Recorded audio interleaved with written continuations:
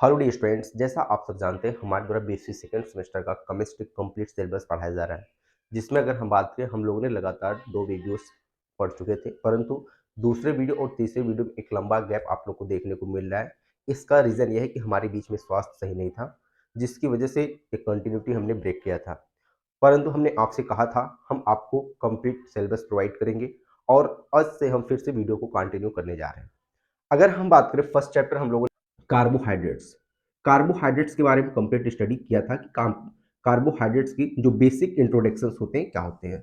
अगर हम जन बात करें जो कार्बोहाइड्रेट्स का ओल्ड डिफिनेशन होता है, वहां पे बात की जाती थी कि ऐसे कंपाउंड्स जो कार्बन, हाइड्रोजन एंड ऑक्सीजन से मिलकर बने होते हैं, हम उन्हें क्या कहते हैं, कार्बोहाइड्रेट्स। जिसके लिए एक हमको जनरल फार्मूला दिया गया था CX/H2O का होल वाई, जहां पे x और y क्या होते हैं, आपके डिफरेंट डिफरेंट नंबर्स हो सकते हैं। अगर कह सकते थे कोई भी कंपाउंड्स हमारा इस टाइप के फार्मूला से मिलकर बना हुआ है, देन हम कहेंगे उसको क्या होता था, कार्बोहाइड्रेट्स।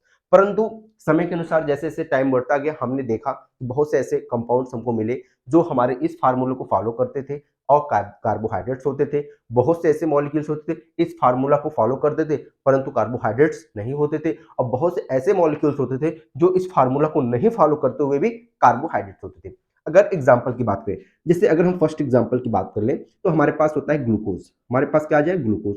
ग्लूकोज में अगर हम बात करें, अगर हम लोग x की वैल्यू 6 ले लें और y की वैल्यू क्या ले लें, 6, तो हमारा जो फार्मूला बनेगा क्या बनेगा, C6 एंड H2O का होल ट्वाइस, सॉरी यहाँ पे H2O का होल 6, और जब आप इसको ओपन करेंगे तो आपको मिलेगा क्या, C6H12O6, और आपको मालूम है ये हमारा क्या है, ग्लूकोज है। नेक्स्ट अगर हम बात करें सेकंड सुक्रोज की बात कर लें, सुक्रोज में अगर हम x की वैल्यू क्या रख दें, 12 रख दें, और y की वैल्यू क्या रख दें, 11 रख दें, और यहाँ पे क्या मिलेगा, C12 एंड H2O का होल 11, और आप सॉल्व करेंगे, इसको ओपन करेंगे तो क्या मिलता था, C12H22O11। ये हमारा क्या होता था, सुक्रोज होता था। हमने देखा कि हमारे पास ऐसे मॉलिक्यूल्स जो इस फार्मूले को सेटिस्फाई करते थे वो क्या होते थे, हमारे कार्बोहाइड्रेट्स होते थे। अब यहाँ पे अगर हम बात करें, अगर यहाँ पे अगर हम x की वैल्यू 1 रख लें और y की वैल्यू भी क्या रख दें, 1 रख दें, तो हमें क्या मिलेगा, C1 एंड H2O का होल 1। और अगर इसको हम ओपन कर लें, अगर हम इसको ओपन कर लें तो क्या बनेगा हमारा, CH, क्या बनेगा, CH2O बनेगा कि नहीं बनेगा। और अगर हम इसको लिख सकते हैं HCHO, क्या ये हमारा फॉर्मल्डिहाइड है, क्या ये हमारा फॉर्मल्डिहाइड है, और फॉर्मल्डिहाइड है क्या हमारा इस फार्मूले को सेटिस्फाई कर रहा है, कर रहा है। लेकिन अगर हम बात करें ये जो फॉर्मल्डिहाइड है, ये आपका जो फॉर्मल्डिहाइड है वो हमारा ग्लूकोज नहीं है, ये हमारा कार्बोहाइड्रेट्स नहीं है। अब देखो ऐसे भी मॉलिक्यूल हमको मिल गए जो हमारे इस फार्मूले को क्या कर रहे हैं, सेटिस्फाई कर रहे हैं, बट हमारे कार्बोहाइड्रेट्स नहीं है। नेक्स्ट अगर यहीं पे हम बात कर ले, अगर हम लोग x की वैल्यू 2 रख दें और y की वैल्यू क्या रख दें, 2 रख दें, तो क्या मिलेगा, C2 एंड H2O का होल ट्वाइस, मिलेगा कि नहीं मिलेगा। अगर हम इसको ओपन करेंगे तो क्या मिलेगा, C2 मिल गया भैया, उसके साथ साथ H4O2 मिला, और हम क्या इसको लिख सकते हैं क्या, CH3C double bond O OH। देखो कार्बन क्या हो गया हमारे पास, 2 हो गया, हाइड्रोजन 4, 3 1 4, ऑक्सीजन 2।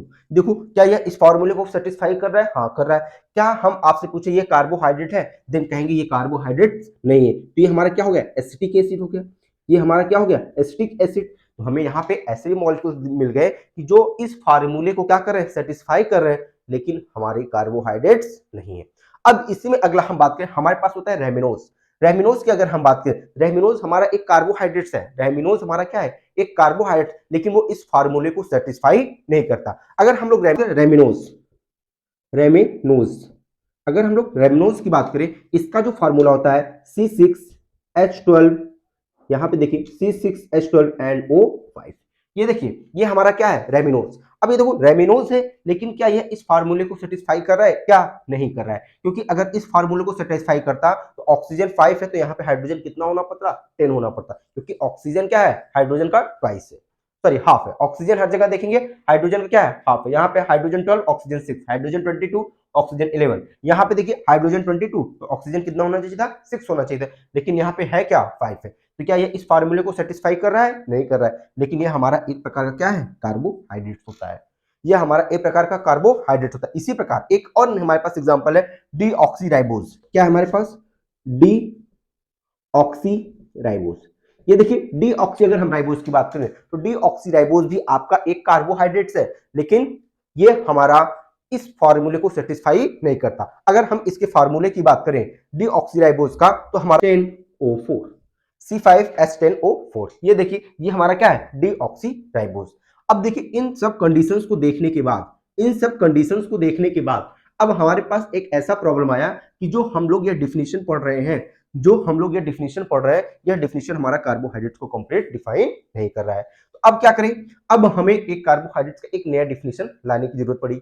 जो नया डिफिनीशन दिया गया वो आपका जो यहाँ पे न्यू डिफिनीशन बना, क्या बना भैया, new definition.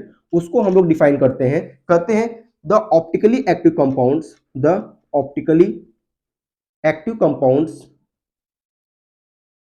Compounds, which have which are polyhydroxy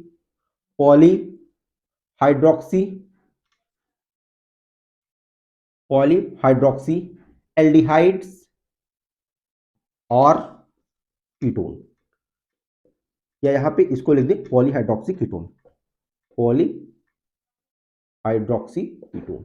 अगर ऐसे कोई भी मॉलिक्यूल्स हमें मिल जाए जो हमारा फर्स्ट क्या होना चाहिए, ऑप्टिकली एक्टिव होनी चाहिए, दूसरी बात वो क्या होना चाहिए, पॉलीहाइड्रोक्सी एल्डिहाइडिक ग्रुप को कंटेन करते हो या पॉलीहाइड्रोक्सी कीटोनिक ग्रुप को कंटेन करते हो, देन हम उसे क्या कहेंगे, कार्बोहाइड्रेट्स की बात करेंगे। अब एग्जांपल की बात करें या इसको और समझने की कोशिश करते हैं, यहाँ पे दो वर्ड्स हमारे पास आते हैं, एक ऑप्टिकली एक्टिव क्या होते हैं, और नेक्स्ट अगर हम बात करें ये क्या होते हैं, polyhydroxy aldehyde and polyhydroxy ketone.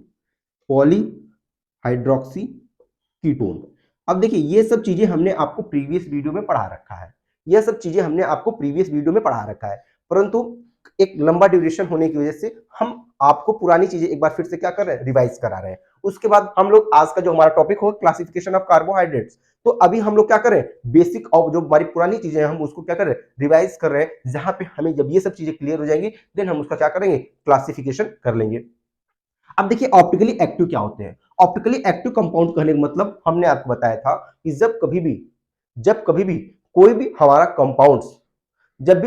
Compounds किसी भी ऑप्टिकली एक्टिव सॉल्यूशन से जब पास होता है तो वो क्या करता है, प्लेन ऑफ पोलराइज लाइट को क्लॉकवाइज डायरेक्शन में या फिर एंटी क्लॉकवाइज डायरेक्शन में क्या कर देता है, रोटेट करता है।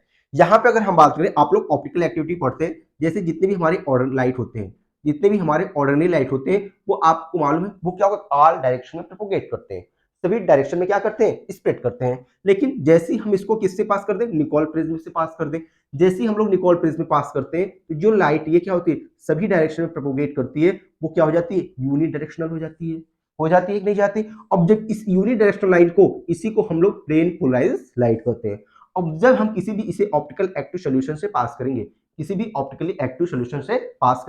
और जैसे ही पास करेंगे अगर ये क्या कर दे, इस लाइट को अगर इस डायरेक्शन में रोटेट कर दे रहा है, इसमें इस डायरेक्शन में, ये हमारा क्या हो गया, क्लॉकवाइज डायरेक्शन हो गया। हाँ, अगर इस डायरेक्शन में रोटेट कर दे रहा है, तो क्या हो जाएगा, डेक्स्ट्रो रोटेटरी। और अगर प्लेन पोलराइज लाइट को हमारा इस डायरेक्शन में रोटेट कर दे रहा है, एंटी क्लॉकवाइज डायरेक्शन, ये देखो हमारी घड़ी की सुई ऐसे ऐसे चलती है ना, और ये एंटी क्लॉकवाइज, ये देखो ये उल्टा घड़ी की डायरेक्शन के एंटी क्लॉकवाइज में चला जाएगा, उसे हम क्या कहते हैं, लीवो रोटेटरी कर देते हैं।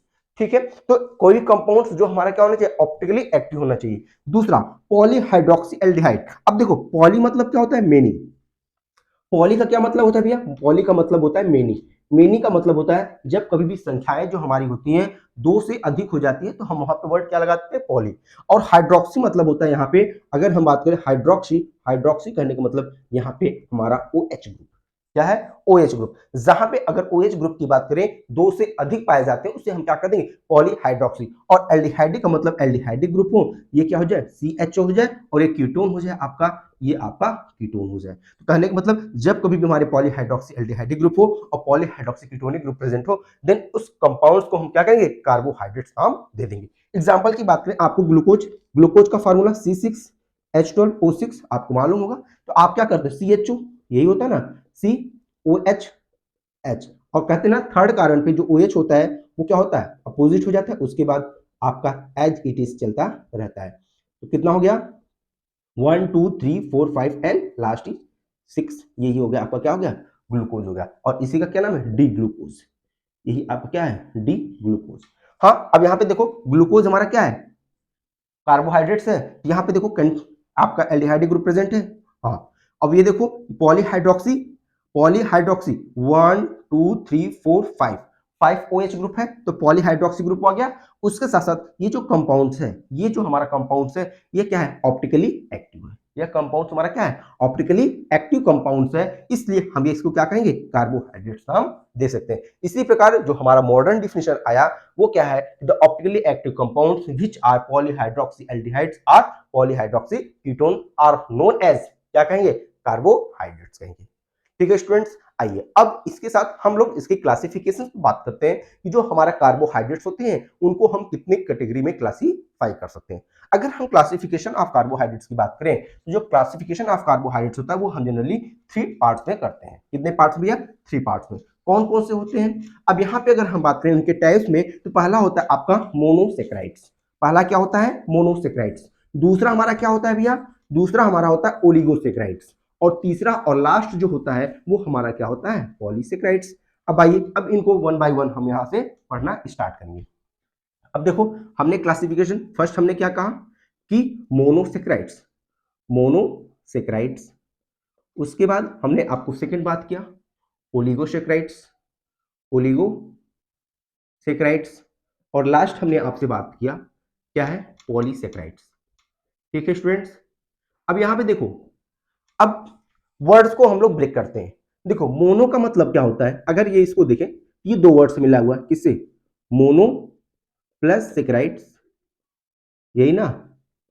और ये क्या है आपका, ये भी ओलिगोसेक्राइड्स एंड पॉलीसेक्राइड्स। मोनो का मतलब क्या होता है, सिंगल। मोनो का मतलब क्या होता है, सिंगल। और सेक्राइड्स का मतलब होता है सुगर। सेक्राइड्स का मतलब क्या होता है, सुगर। जब कभी भी कोई भी कार्बोहाइड्रेट्स, जब कभी भी कोई भी कार्बोहाइड्रेट्स किसी सिंगल यूनिट ऑफ शुगर से मिलकर बना होता है उसे हम क्या कहेंगे, मोनोसेक्राइड्स कहेंगे। कहने का मतलब अगर वो सिंगल यूनिट से मिलकर बना होगा तो उसको हम फर्दर ब्रेक नहीं कर पाएंगे, उसको हम फर्दर क्या करेंगे, ब्रेक नहीं कर पाएंगे। ऐसे मॉलिक्यूल्स को हम क्या नाम देंगे, मोनोसेक्राइड्स नाम देंगे। अगर किसी भी ऑर्गेनिक कंपाउंड्स को हम फर्दर उनके छोटे छोटे यूनिट्स में ब्रेक ना कर पाए, या उनकी जो सबसे स्मॉलेस्ट यूनिट होती है वही हमारी क्या होती है, मोनोसेक्राइड्स होती है। जैसे अगर हम बात करें ग्लूकोज, जैसे हम क्या करें, ग्लूकोज, ग्लूकोज एक हमारी सबसे छोटी यूनिट होती है। ग्लूकोज हमारी क्या है, सबसे छोटी यूनिट होती है। अगर हम किसी भी पॉलीसेक्राइड्स को ग्लूकोज में ब्रेक कर सकते हैं, लेकिन ग्लूकोज को अगर हम फर्दर ब्रेक करना चाहें तो हम किसी भी यूनिट में ब्रेक नहीं कर पाएंगे। तो ग्लूकोज हमारा क्या हो गया, मोनोसेक्राइड्स हो गया। अब यहीं पे अगर हम बात करें फ्रक्टोज, क्या बात करते हैं, फ्रक्टोज। अगर यहीं बात करते हैं माल्टोज, सॉरी गैलेक्टोज, अगर यहीं बात करें गैलेक्टोज, अगर हम बात करते हैं गैलेक्टोज, तो ये सब हमारे क्या है, एक स्मॉलेस्ट यूनिट है। ये हमारी क्या है, एक स्मॉलेस्ट यूनिट है। हम इनको फर्दर किसी भी छोटे छोटे यूनिट पे ब्रेक नहीं कर पाएंगे। अगर किसी भी मॉलिक्यूल्स में हमारा ग्लूकोज मिल गया, देन हम कह देंगे भैया अब इससे ज्यादा हम इसको ब्रेक नहीं कर पाएंगे। तो ये हमारे क्या हो जाएंगे, मोनोसेक्राइड्स हो जाएंगे। तो हम मोनोसेक्राइड्स करने का मतलब जब कभी भी कार्बोहाइड्रेट्स की जो जो सॉरी अगर यहाँ पे डिफाइन करने के बाद कार्बोहाइड्रेट्स की जो सबसे छोटी सी छोटी यूनिट होती है वही हमारी क्या होती है, मोनोसेक्राइड्स। अगर हम बात कर दें ओलिगोसेक्राइड्स में, अगर हम बात कर दें ओलिगोसेक्राइड्स, ओलिगोसेक्राइड्स का मतलब जब कभी भी जब हमारी जो शुगर यूनिट होती है वो 2 से लेके 9 तक, 2 to 9 शुगर यूनिट अगर हम प्रेजेंट है, 2 to 9 शुगर यूनिट अगर किसी भी मॉलिक्यूल्स में प्रेजेंट है, किसी भी कार्बोहाइड्रेट प्रेजेंट है, हम उसे क्या कहेंगे, पॉलीसेक्राइड सॉरी ओलिगोसेक्राइड्स का नाम देंगे। उसको क्या नाम देंगे, ओलिगोसेक्राइड्स। अब ओलिगोसेक्राइड्स में अगर हम कहेंगे, इसे हम लोग डाइसेक्राइड्स के नाम से जानते हैं। इसी में हमारा क्या आ जाएगा, डाइसेक्राइड्स। कब, डाई का मतलब क्या होता है, दो। तो जब कभी भी दो शुगर यूनिट हमारे प्रेजेंट होंगे वो हमारा क्या हो जाएगा, डाइसेक्राइड्स। और डाइसेक्राइड्स इसके अंतर्गत आ जाएंगे ओलिगोसेक्राइड्स। अब यहाँ पे हम लोग ट्राइसेक्राइड्स, हाँ भैया इसे हम ट्राइसेक्राइड्स के भी नाम से जान देंगे, ट्राइसेक्राइड्स। ट्राइसेक्राइड्स कहने मतलब ट्राई मतलब 3, सेक्राइड मतलब शुगर यूनिट। जब कभी भी 3 शुगर यूनिट प्रेजेंट होंगे देन वो क्या होगा, हमारा ओलिगोसेक्राइड्स यूनिट में आ जाएगा। अब देखो अगर बात करते हैं उसी प्रकार ये डॉट डॉट डॉट कहां तक, 9 शुगर यूनिट्स, कहां तक, 9 शुगर यूनिट्स तक। अब देखो अगर इसकी बात करें तो यहां पे हम एग्जांपल ले लेते हैं सुक्रोज। क्या करते हैं, सुक्रोज। सुक्रोज का अगर हम फार्मूला की बात करें तो क्या होता है, C12H22O11। होता है कि नहीं होता? अगर ये बताओ इसका हम लोग क्या कर दें, हाइड्रोलिसिस कर दें, क्या कर दें, हाइड्रोलिसिस ले लें, तो आपको मालूम है सुक्रोज जब ब्रेक होता है तो किसमें ब्रेक होगा, आपका C6H12O6 प्लस C6H12O6, इसमें ग्लूकोज प्लस फ्रक्टोज में। अब देखिए हमने ब्रेक किसको किया, हमने ब्रेक किसको किया, सुक्रोज को, जिसका फार्मूला C12H22O11। हम क्या करेंगे, सुक्रोज हमारा क्या हो गया, एक डाइसैकेराइड, क्योंकि जब हमने इसको ब्रेक किया दो मोनोसैकेराइड्स की यूटर में क्या कर दिया, ब्रेक हो गया, इसलिए इसका क्या नाम हो गया, डाइसैकेराइड्स। तो अगर यहां पे अब देखिए अगर हम ट्राइसैकेराइड्स की बात करें, किसकी बात कर दें, ट्राइसैकेराइड्स, तो ट्राइसैकेराइड्स में बात करें, अगर हमारे पास आ जाए C18H32O16, हाँ भैया, अब देखो इसका हम क्या कर दें, हाइड्रोलिसिस कर दें, इसका हम लोग क्या कर दें, हाइड्रोलिसिस, ये ब्रेक होगा C6H12O6 C6H12O6 प्लस C6H12O6। हाँ, अब देखो ये जो हमारा है कितने स्मॉलेस्ट यूनिट में ब्रेक हुआ, 3, कितने स्मॉलेस्ट यूनिट में ब्रेक हुआ, 3, तो इसे क्या नाम देंगे, ट्राइसैकेराइड्स, इसे क्या नाम देंगे, ट्राइसैकेराइड्स, और इसका नाम क्या है, रेफिनोज, इसका क्या नाम है, रेफिनोज, ये हमारा क्या हो गया, रेफिनोज हो गया। ये सब आपके कैटलिस्ट के प्रेजेंस में ब्रेक होते हैं, हाँ ये सब आपके कैसे, कैटलिस्ट के प्रेजेंस में ब्रेक होते हैं। तो यहाँ पे देखेंगे जब कभी भी किसी भी शुगर यूनिट्स को अगर हम ब्रेक करते हैं वो 3 स्मॉलेस्ट यूनिट्स में ब्रेक हो जाते हैं, उसे क्या नाम देंगे, ट्राइसैकेराइड्स। अगर 2 स्मॉलेस्ट यूनिट्स में ब्रेक होते हैं डाइसैकेराइड्स, और अगर किसी भी स्मॉलेस्ट यूनिट में नहीं ब्रेक होते हम उन्हें क्या कहेंगे, मोनोसैकेराइड्स कहेंगे। हम उनको क्या नाम देंगे, मोनोसैकेराइड्स की बात करेंगे। उसके बाद हम बात करते हैं अपना जो लास्ट है, जो हमारा क्या है, जो लास्ट है वो हमारा क्या हो गया, पॉलीसैकेराइड्स।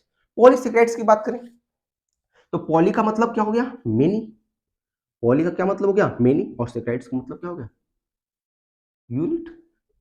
जब कभी भी कोई भी कार्बोहाइड्रेट्स बहुत ढेर सारे छोटे छोटे यूनिट से मिलकर बने होंगे उसे क्या कहेंगे, पॉलीसैकेराइड्स। अब यहां बात करते हैं अगर कभी भी किसी भी मॉलिक्यूल में ग्रेटर देन 10 शुगर यूनिट से ज्यादा प्रेजेंट होता है, शुगर कभी भी ग्रेटर देन 10 शुगर यूनिट से ज्यादा प्रेजेंट होता है, हम उसे क्या नाम देंगे, पॉलीसैकेराइड्स के नाम देंगे। जैसे अगर एग्जांपल की बात करें, यहाँ पे हमारे पास आ जाते हैं स्टार्च, स्टार्च, उसके बाद सेलुलोज, हमारे पास क्या आते हैं, स्टार्च और सेलुलोज।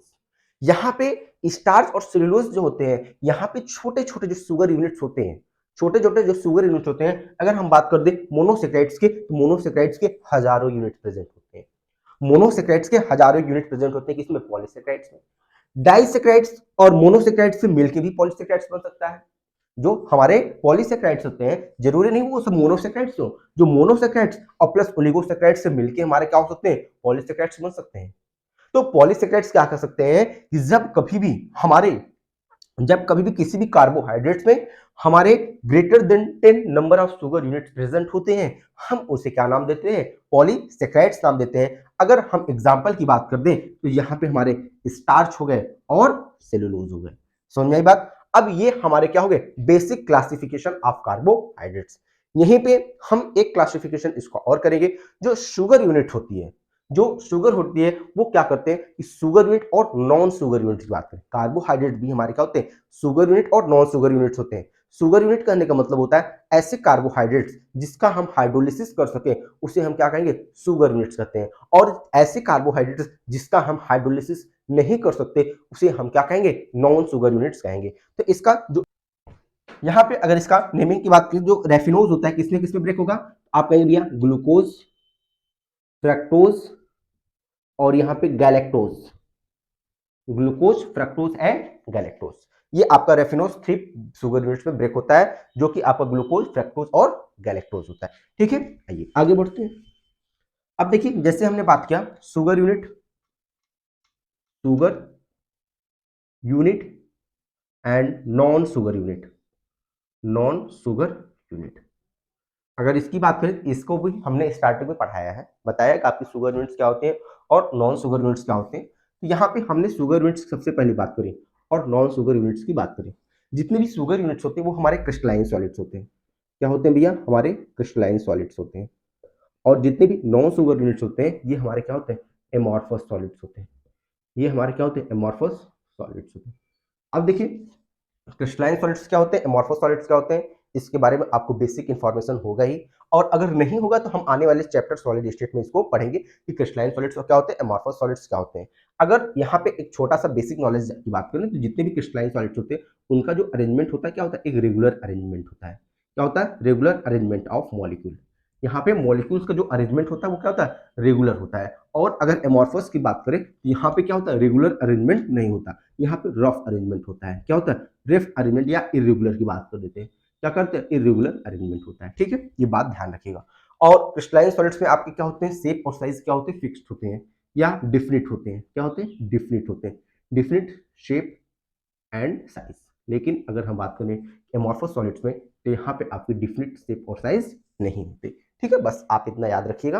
और यहाँ पे पहला पॉइंट। दूसरा बात करते हैं, जितने भी हमारे शुगर यूनिट्स होते हैं, जितने भी हमारे क्या होते हैं, शुगर यूनिट्स होते हैं, उनको जो बेसिक प्रॉपर्टी होती है वो क्या होते हैं, सॉल्युबल होते हैं। वो क्या होता है, soluble in water, soluble in water. लेकिन एमॉर्फस सॉलिड्स क्या होते हैं, इनसॉल्युबल इन वाटर होते हैं, इनसॉल्युबल इन वाटर। कहने का मतलब आप इसको वाटर में डिजॉल्व करोगे, वाटर में ये डिजॉल्व नहीं होंगे। लेकिन जितने भी क्रिस्टलाइन सॉलिड्स होते हैं वो क्या होते हैं, वाटर में डिजॉल्व हो जाएंगे। नेक्स्ट बात करें, अगर हम नेक्स्ट बात करें पॉइंट नंबर थर्ड, जो हमारे क्रिस्टलाइन सॉलिड्स होते हैं या जितने भी हमारे शुगर यूनिट्स होते हैं वे स्वीट टेस्ट होते हैं। स्वीट टेस्ट करने का मतलब मीठे होते हैं। और जितने भी हमारे नॉन शुगर यूनिट्स होते हैं वो हमारे क्या होते हैं, टेस्टलेस होते हैं।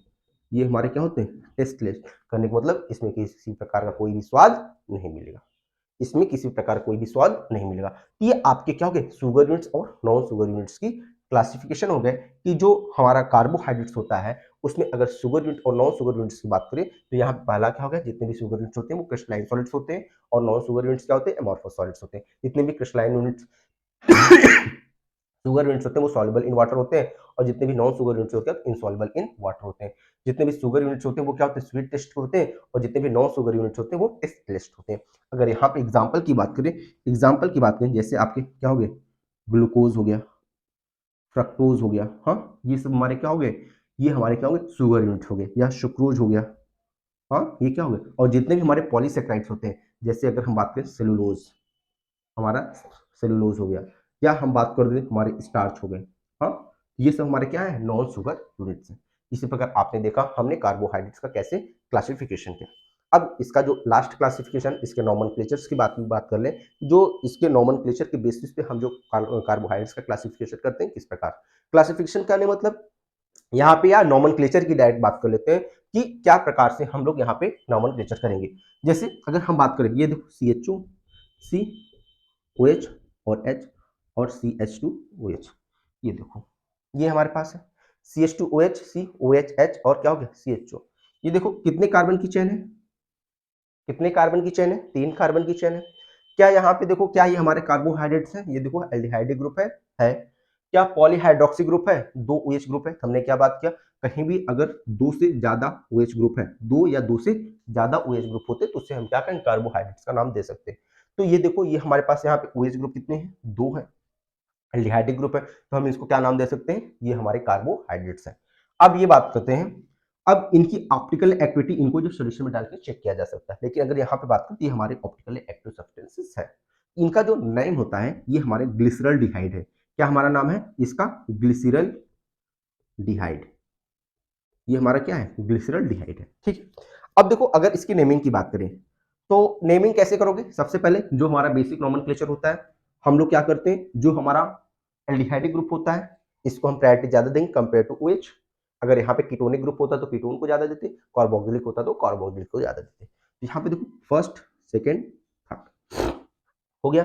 आओ फर्स्ट सेकेंड थर्ड, अब इसकी नेमिंग की बात करें देखो, सेकेंड और थर्ड कार्बन पे क्या है, हाइड्रोक्सिल ग्रुप प्रेजेंट है, तो क्या लिखेंगे 2N3 डाइहाइड्रोक्सी, डाइहाइड्रोक्सी। अब देखो, अब डाइहाइड्रोक्सी ग्रुप आ गया। अब देखो 1 2 3, 3 कार्बन के लिए क्या नाम देते हैं, प्रोपेन। तो क्या यहाँ पे प्रोपेन लिखेंगे कंप्लीट, नहीं प्रोप लिखेंगे। क्या लिखेंगे, प्रोप। अब देखो यहाँ पे हमारा क्या है, एल्डिहाइडिक ग्रुप है, और एल्डिहाइडिक ग्रुप के लिए क्या यूज करते हैं, अल। क्या यूज करते हैं, अल। तो क्या लिखेंगे, प्रोपेनल। क्या हो गया, प्रोपेनल। तो 2 3 डाइहाइड्रोक्सी प्रोपेनल। ठीक है। अगर यहीं पे अगर हम बात कर दें, एक चेन बढ़ा दें, CHO, OH, OH, H, H और CH2OH। अब यहाँ पे देखो क्या नेमिंग करेंगे इसका। अगर हम इसके नेमिंग की बात करें, यहाँ पे देखो कार्बन कितने हैं, 1 2 3 एंड 4, 4 कार्बन की चेन है। दूसरे, तीसरे और चौथे ग्रुप पे क्या है, हमारे OH ग्रुप है, तो क्या लिखेंगे 2 3 एंड 4, तो क्या लिखेंगे ट्राई हाइड्रोक्सी, ट्राई हाइड्रोक्सी। अब देखो 1 2 3 4, तो क्या कहेंगे ब्यूटेनल, क्या लिखेंगे ब्यूटेनल। उसी प्रकार अगर नेक्स्ट नॉमेनक्लेचर की बात करें तो यहाँ पे लिख सकते हैं CHO। हाँ, अब यहाँ पे देखो CHO, एक और बढ़ाते हैं H, H, OH। अब यहाँ पे देखो CH2OH, क्या हो जाएगा भैया 1 2 3 4 5, क्या हो जाएगा 5 कार्बन की चेन है, जहां पे 1 2 3 4, तो 2 3 4 एंड 5, क्या लिखेंगे टेट्राहाइड्रोक्सी, टेट्राहाइड्रोक्सी। क्या जी पेंटेनल, पेंटेनल, हाँ पेंटेनल।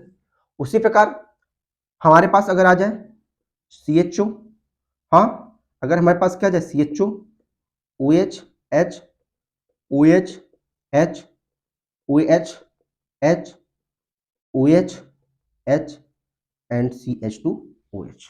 अब इसका क्या नामिंग करेंगे भैया, देखो 1 2 3 4 5 एंड 6, 6 कार्बन की चेन हो गई, तो 1 2 3 4 5, 5 हाइड्रोक्सिल ग्रुप है, तो क्या लिखेंगे 2 3 4 5 एंड 6, क्या लिखेंगे पेंटा हाइड्रोक्सी, क्या लिखेंगे पेंटा हाइड्रोक्सी। उसके बाद क्या लिखेंगे हेक्सेनल, क्या लिखेंगे हेक्सेनल। इस प्रकार हम लोग इसका क्या करते हैं आयुपैक नोमेनक्लेचर करते हैं। इसी प्रकार हम लोग क्या करते हैं आयुपैक नोमेनक्लेचर करते हैं, आयुपैक। अब सभी लोग इसका फुल फॉर्म जरूर जानते रहिएगा कि IUPAC जो होता है ये आयुपैक नोमेनक्लेचर, इसका क्या फुल फॉर्म होता है। हाँ, क्योंकि लोग, बहुत से लोगों को इसका नोमेनक्लेचर का जो हम लोग करते हैं आयुपैक, लेकिन अगर कोई पूछ लेता है आयुपैक का फुल फॉर्म क्या होता है तो हम लोग नहीं बता पाते।